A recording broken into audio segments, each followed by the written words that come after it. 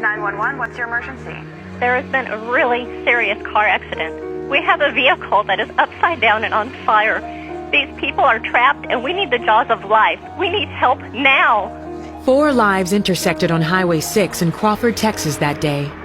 Sherry and Cody Clemens, Lisa Bowden, and Anthony Russo all met in the midst of tragedy. But all say they had a supernatural encounter on that rain-slicked road that changed their lives forever. I was on my way home from work. It had been raining all that day. I just lost control.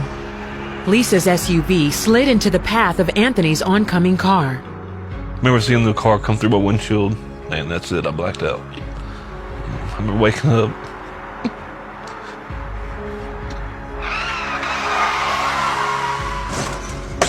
The impact flipped Lisa's SUV multiple times, crushing Anthony's car. Both drivers were trapped. My feet were on fire. The car was filling up with smoke. There was fire coming in through my left door, and it had burnt my arm, and my leg. I didn't feel no pain or anything like that, but I just knew I wasn't going to die this way, and the steering wheel was stuck in my chest. I couldn't move. Anthony blacked out a second time. Lisa began to pray. I just remember saying, God help me. And it seemed like when I had that peace come over me that everything was going to be okay, is when Sherry showed up. Sherry and Cody Clemens saw the wrecked vehicles and raced to help. Sherry called 911. Then she cried out to God for a miracle. I could just feel the gift of faith stirring inside of my chest that nobody is going to die here today. Nobody. I'm not going to watch anybody die. God is going to show up. The couple ran over to Lisa's burning SUV. Cody climbed inside to try to pull Lisa from the growing flames. God gave me the courage to go in there because I told him right there I was scared. I didn't want to die. I didn't want to burn up. The next thing I know, I'm in the car. I was upside down and the seatbelt, I kept trying to release it, but it wouldn't release. I handed her the knife and she cut the seatbelt. She fell to the roof. The next thing that happened was that both her and I realized that she wasn't coming out of the vehicle.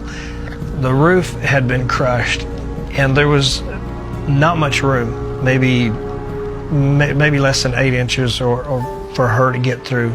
In a split second, the impossible situation turned into a divine rescue. When I reached out, we grabbed each other's hands. There was another set of hands that grabbed our hands. As I saw Cody's hands, I saw a set of just white hands around his. As he started pulling me through, it was just a burst of white light. Before I knew it, we were both outside the vehicle. Sherry, who had been standing next to the SUV, witnessed the whole thing. God sent an angel to pull Lisa out of that car. And I saw this bright white light. And then I saw these hands reach past me where there was no room.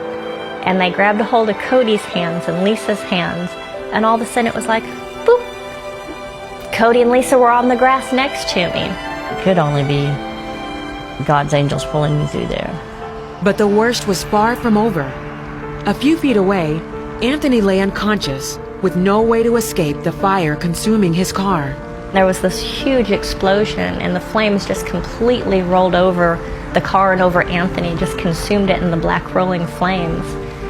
And I just screamed. I said, God, send your angels now. At that moment, another eyewitness saw a second miracle unfold.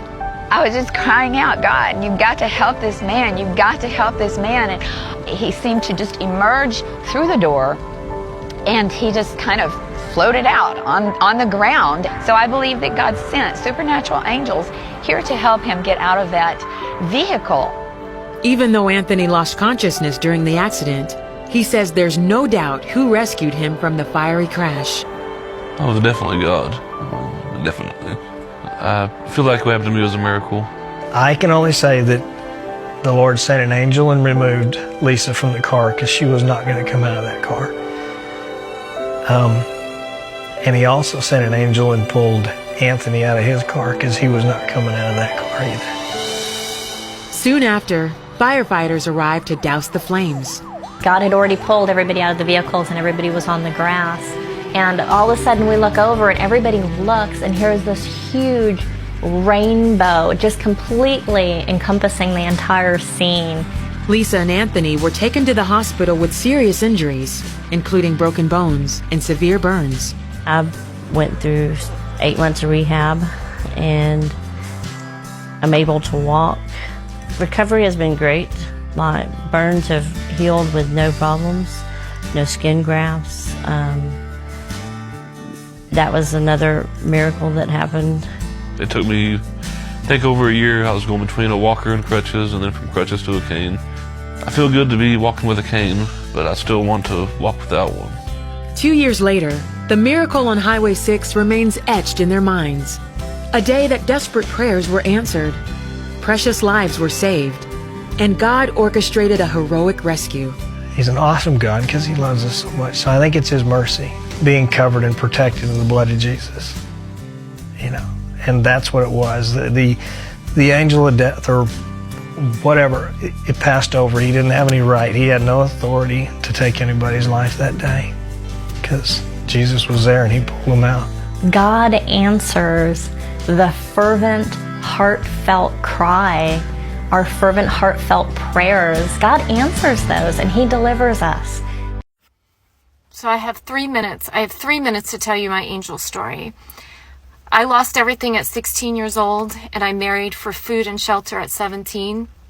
I escaped an abusive dad who passed away when I was 16 years old, and a mom who abandoned me, and I lost my home, my parents, all at the age of 16. Married for food at 17, moved 2,000 miles away to South Dakota, where I managed a portrait studio, actually. And I was going to take my life. I started drinking at 12. And I decided on that day that it was it for me. I didn't know if God was real. I was so angry with God. I hated God for allowing me to go through the trauma that I went through as a child. And now I'm 2,000 miles away from home in an abusive marriage, married for food, and I had nothing. I had nothing to lose. And so I knew I was going to pack up the shop and I was going to drink my Jack Daniels, which was my God back then since the age of 12. And overdose on pills. And so as I was closing shop, I figured I would give God one chance with me to let me know that he was real and that he wasn't going to leave me this way. And so I went to the back of that portrait studio and I got on my knees and I began to cry. And I cried so hard, and I remember asking God to show me that he was real. And do not leave me this way. I don't want to live and I don't want to die, but if hell is real, I don't want to go there either. And I begged him for a sign, but nothing happened. And so I got up off my knees, I looked in the mirror, and mascara was everywhere. And I said, you know what, God, I will never do that again. To hell with you. And I went back out to the shop and closed that portrait studio. And as I was closing it, a little old man in a yellow baseball cap approached my counter. I said, sir, may I help you? He couldn't speak and he couldn't hear. Or he couldn't speak or hear, and I didn't know what was going on. He just slid me a card. And when I got the card, this is what it said. First, it was a picture of an angel watching two children cross a broken bridge that at any moment they could fall to their death. And I had a twin sister, and I knew that was she and I. I knew that represented our childhood. I knew it represented the danger. And when I flipped it over, it said, Angel of God, my guardian dear, for whom his love permits us here, ever this day be at my side, to light, guard, rule, and guide. And I looked up to ask this little old man, how did you know? And he was completely gone. That man was gone. I remember going right back into that studio office where I just told God to go to hell. And he said, you know what, Marianne, to heaven with you. And that's why I know God is real. When I told God to go to hell and give me a sign, he did. I never found that little old man in a yellow baseball cap, but he changed my life. I do believe in angels. I do believe he rescued me. What was the weirdest thing that has ever happened to you that made you believe that God was real? This video has 1.7 million likes. Let's watch. God is real because he teleported an angel into a gas station bathroom to save my life. When I was 20 years old, I was living in Florida with my boyfriend, now husband, and I was driving home to Missouri for Christmas. My path took me through Alabama, Tennessee, Kentucky, and onwards. And when I stopped at a gas station in Alabama, I went in to use the bathroom.